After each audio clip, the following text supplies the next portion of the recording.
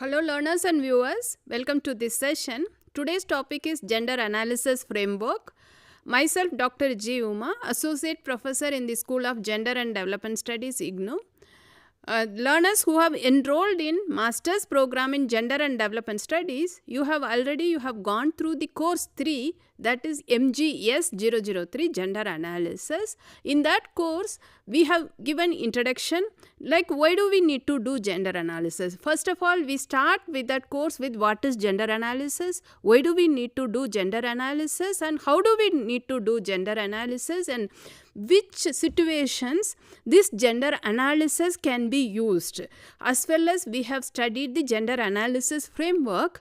This for the benefit of our learners, today I specifically am going to talk about gender analysis framework, because many of our learners, when we take counseling as well as during our interactions, they asked us to explain more about gender analysis framework, and in each framework, in which situation these frameworks can be applied to collect the data, as well as why do we need to do the gender analysis. These are some of the questions when we interact with our learners, they used to ask us. For the benefit of our learners, today I will explain about gender analysis framework. You all must be knowing what is gender analysis and why do we need to do gender analysis.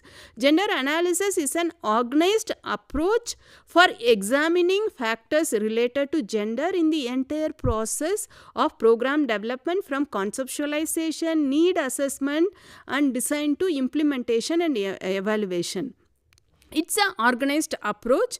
In that organized approach, for example, the government, they may conceptualize various programs related to social security measures. The government may also want to implement various programs to uplift the women and other marginalized sections of the community. So when before they conceptualize, it is better to do gender analysis in the grassroots. Then whatever the agency, whichever the agency or whatever the government department, they conceptualize particular program, they will come to know that what exactly the field required. Once they come to know the exact requirement of the field, accordingly the agency or government departments, they could able to conceptualize the particular programs. As well as the gender analysis will certainly help us to know the need of the people who are residing in particular locality or area. Thus, this gender analysis, it will help us to conceptualize the program. It will help us to do the need assessment. It certainly, gender analysis as a methodology will help us to implement any government programs or policies in a successful manner in the field, as well as we can use these gender analysis framework. Gender analysis as a methodology can be used for evaluation of any policies or programs. Like when we do the need assessment, conceptualization of the program, design and implementation of the program, as well as when we do the evaluation, there are some of the factors may include the different activities of men, women, as well as whether the men or women, do they have an access and control over resources, and what are the benefits they get out of common property resources or natural resources available in the field, as well as do they have a decision making power.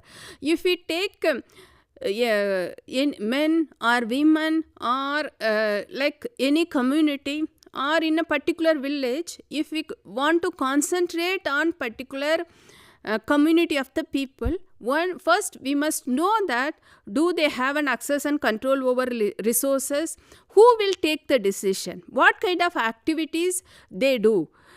Same like that. For example, if we take women as a group, And what are the activities do they perform both at public spaces as well as private spaces? Do they have an access and control over the resources, or do they have are they able to take decision making at the private space as well as public spaces? These are the factors one could able to know when they really apply gender analysis as a methodology or gender analysis as a tool in the field to know how much one particular community, or whether women, men, how much they have control over the resources, how much do they have a decision making power. Once we come to know about all these factors, it's very it will facilitate the government or any other agencies to do the particular policies or programs to bring positive changes among people in that particular locality. So, purpose of the gender analysis is to ensure that development projects and programs fully incorporate the roles.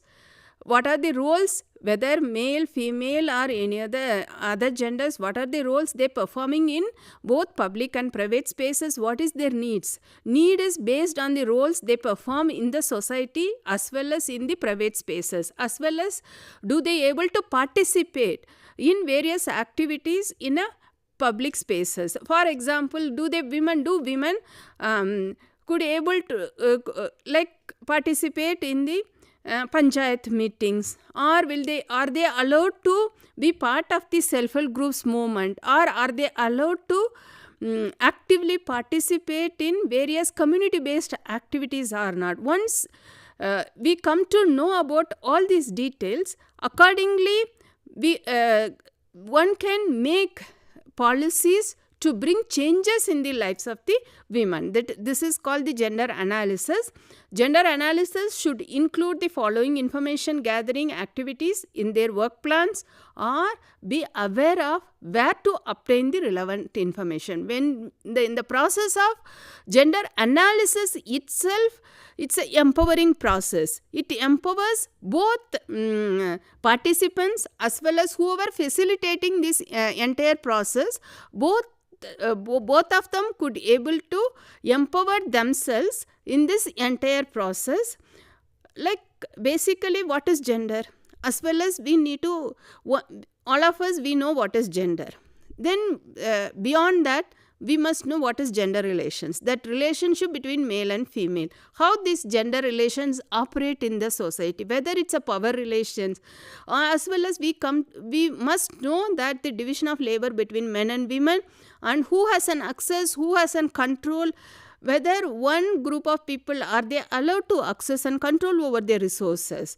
These are the certain informations one must know before formulating any policies or programs. As well as we must include the both productive and reproductive activities in the work profile.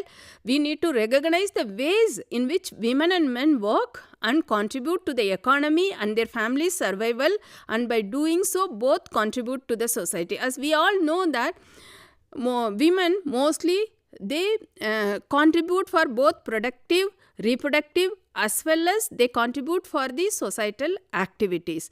But predominantly the women, whatever they contribute for the reproductive activities, either it is not valued or not recognized. But predominantly when the women do the reproductive activities, for example, care activities, as well as ensuring the comfort of the entire family members, they are performing specific roles. They not only perform the specific roles at the private spaces. To perform those roles, they need we need to fulfill the needs of the women. Once the government or any other agencies, once they could able to fulfill the needs of the women, certainly they could able to perform those roles with less difficulties. Over a period of time, then we could able to reverse those roles, and women's roles in the private spaces could able to reduce. Once their roles in the private spaces, if they could able to, we could able to reduce their roles in the private spaces, then they actively participate in the public spaces and they could also contribute for the economy. In this way, once we apply the gender analysis as a methodology to know the existing gender relations, accordingly one could able to make appropriate policies and programs that will reduce the drudgery of the women members in the society. Over a period of time, one could able to alter the existing gender relations to bring equity and equality in the society. When we do the gender analysis, it is important to consult with women as well as men and other individuals. And when we do the gender analysis in the field, we must also consult the women's organizations and gender experts. One has to identify barriers to women's participation and productivity, like whether do they have any barriers in actively participate in socio-economic, legal and political areas. And when we apply gender analysis as a methodology, one could gain an understanding of men's practical and strategic gender interest and identify opportunities to support both.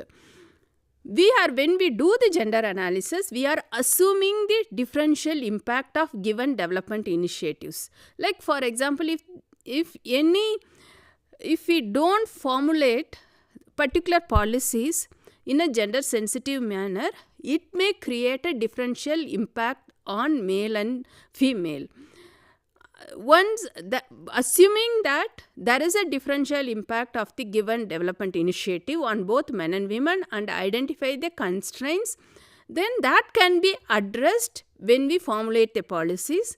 As well as when we do the gender analysis, one could able to establish baseline data and one could able to collect disaggregated data as the base for measurable gender equality targets, gender sensitive indicators of achievement and expected results expressed in terms of their impact on women as well as men.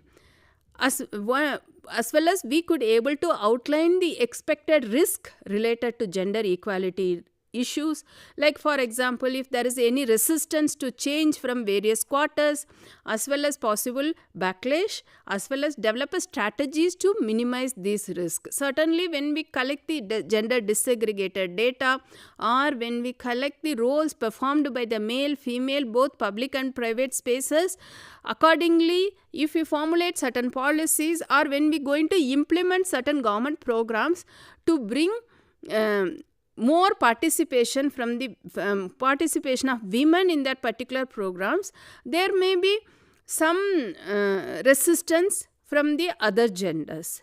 So by assuming that there will be a resistance, looking at the existing gender relations as well as looking at how the patriarchy will operate in the various levels, one must have a certain strategy to minimize these risks. This is the thing.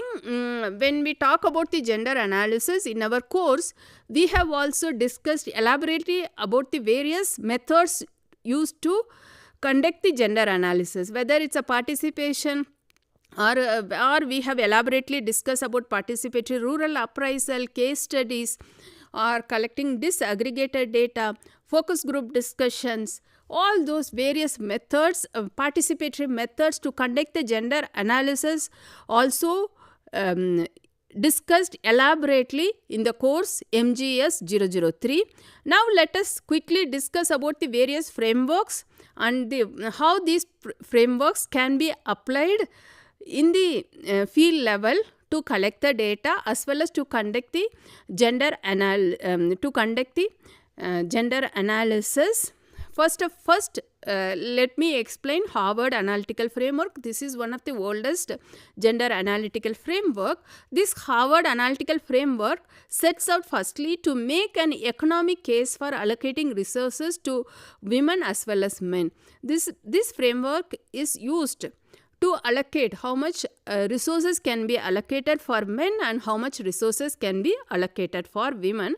As well as this framework, when we use this framework, mostly planners, they use this framework to assist the planners to design more efficient projects, as well as it is most useful for projects that are related to agriculture and rural based projects. For example, if the government wants to implement certain programs related to agricultural activities, as we all know that in the agricultural sector, 60% of the women, they perform around 80% of the agricultural activities. Still, when we talk about the farmers, who will come to our mind? Only male members, it comes to our mind. So, we don't even recognize that women as a farmers. To alter the existing perception about women farmers, the government may decide to do certain policies to implement at the grassroots level. So, before they formulate the policy, this if the government use this Harvard analytical framework and collect the data as well as to formulate those policies, this Harvard analytical framework certainly will help them to formulate better policies related to agriculture and rural, whatever the project based on rural areas. As well as this framework can be used to adopt a sustainable livelihood approach to poverty reduction. This framework it is also useful to explore the two facts of productive as well as socially reproductive work, specifically with the groups that have limited experience of analyzing differences between men and women at the micro level. This framework is like, for example, when we use this framework, first we need to collect the data related to activities. What are the activities performed by the male? What are the activities performed by the female in both public and private spheres? Second one is that by using this framework, we need to collect the data related to resources, that is access and control profile. Within that access and control profile, for example, if there is a common property resources, so who has an access, who has an control over the resources? Maybe in that common property resources, if there is a like, for example, if there is grazing land, so women can take their animals, domestic animals, to that particular space, and they can leave it for, they can use those space just to feed their animals. At the same time, they may not be allowed to control those resources. This is an example I am giving. Using this framework, one could able to know that who has an access and who has an control. Those information we need to collect it. Third significant information we need to collect by using this Harvard analytical framework is that influencing factor. As well as using this framework, one could able to know the project cycle approach. The second framework is that Moser framework. With that Moser framework, that is this Moser framework is also called as gender planning framework, was developed as a planning tradition in its own right. It takes the view that gender planning, unlike other mainstream planning, is both technical as political in nature. Like whenever we do gender planning, why do we need to do gender planning? Basically to improve the status and position of women in the society. That must be the first objective. Second objective is to alter the existing gender relations. This so when we do the gender planning, certainly it is not only a technical way of plan the certain policies and programs, it is also political in nature, and we need to assume, it assumes conflict in the planning process. See, for example, certainly when we try to alter the existing gender relations, the conflict comes. For if there is a resources in a particular space, one group is controlling those resources. Through by implementing certain policies, if we are planning to alter the existing existing setup that not only male, female can also control those resources. So if we plan in those sides, certainly there will be a conflict. Conflict comes. At the same time, the planners, they must know that how to address, or how we must know the various ways and means to address the existing conflict. That also we must know when we do planning. That is the very important. So when we use the Moser framework is basically it's a part of the gender planning process. And when we do the gender planning, certainly the conflict arises, and we must know that how to address those conflict also.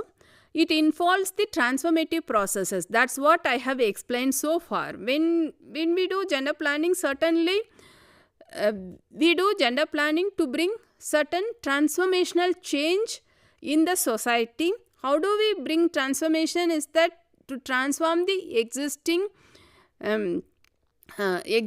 gender relations by bringing altering the existing gender relations by giving more control over, by giving women to control more resources, as well as by making women to access those resources.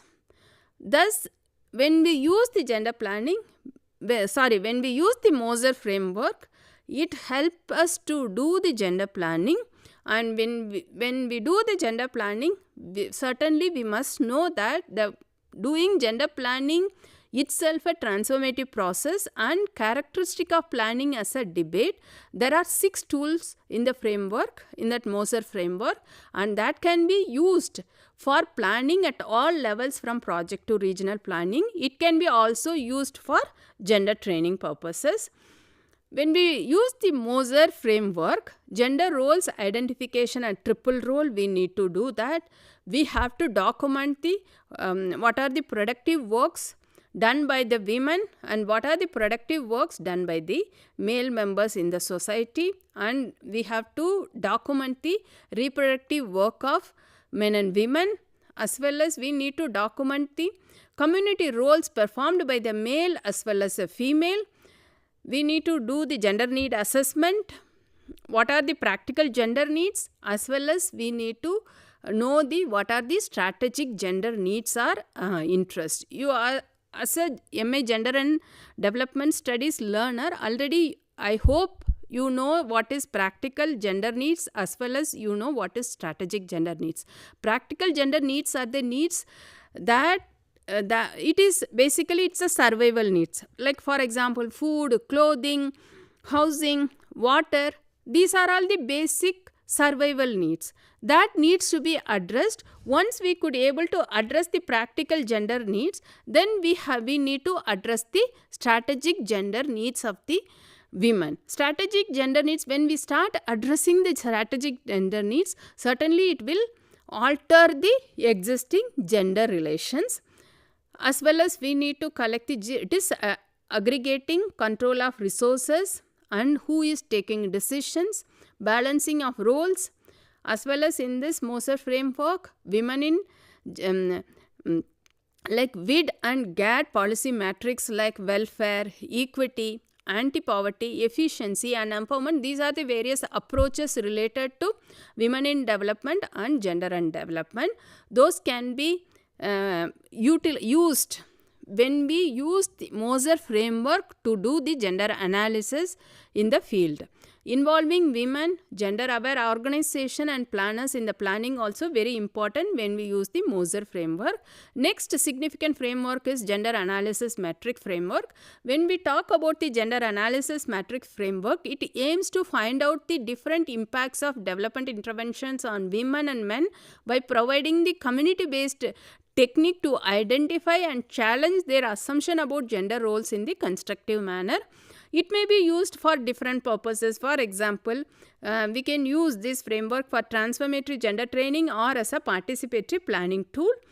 When we talk about the gender analysis matrix framework, it is a formatory gender training or participatory planning tools. We can use this framework for gender training also, as well as we can use the participatory planning process also. This framework can be used.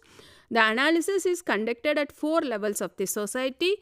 When we use that, we have to analyze women, men, household and community. These are the various levels we need to conduct the analysis when we use the gender analysis framework. Gender analysis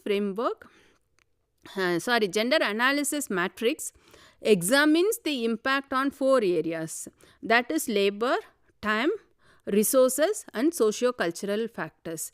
Like for example, when we talk about the time, how much time women spend on productive, reproductive as well as the works related to community. At the same time, we must also know that how much resources is women is having access to and control over that, as well as what are the socio-cultural factors which really impact the existing gender relations.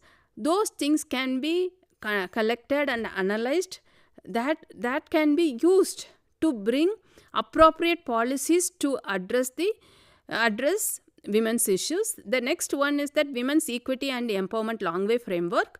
This framework aims to assist planners questions as to what women's equality and empowerment means in practice, what extent development intervention is supporting the empowerment. We all know empowerment is very important. Empowerment is basically, when we talk about empowerment, it is the enabling to women to exercise their agency. That is, as well as we are helping the women to equally participate in various development process, as well as we are enabling the women to work closely like in the development interventions to bring changes at the various levels. Basically, this framework, long way framework, will help us to bring understand the level of empowerment as well as how much the policies could intervene to bring empowerment among women. I hope our learners could able to know the various gender analysis frameworks.